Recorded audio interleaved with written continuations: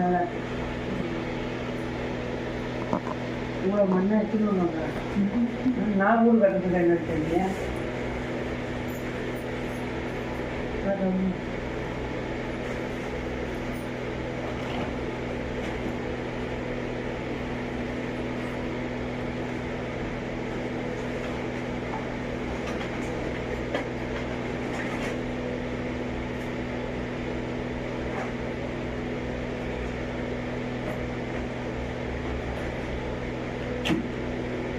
இது வாங்கின இடமா இல்லை சொந்த இடமா?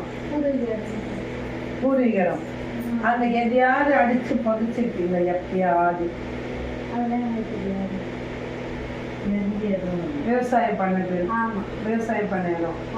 அந்த விவசாயம் பண்ண இடத்துல கீழே ஏதாவது ஒண்ணு யாராவது உங்களுடைய பழைய ஆளுங்க என்ன இருக்காங்களா? பழைய ஆளுங்க என்ன இருக்காங்களா? இருக்காங்களா? யார் யாருன்னா கேட்குறியா தகவல்?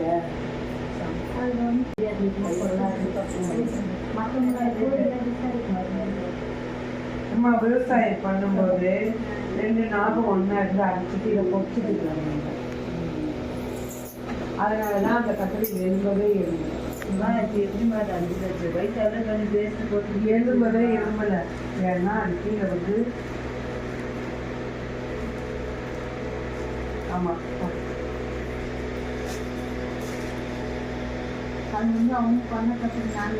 நீ என்ன சொல்லல, நீ வந்து அவங்க பண்ண தப்பு அதுல இருக்குது. அதாவது நாகத்துடைய பணம் வந்து 7 தலைமுறை தாக்கும். 1 2 இல்ல 7 தலைமுறை தாக்கும். புரியுதா? இப்போ தலைமுறை 3வது தலைமுறை தான்.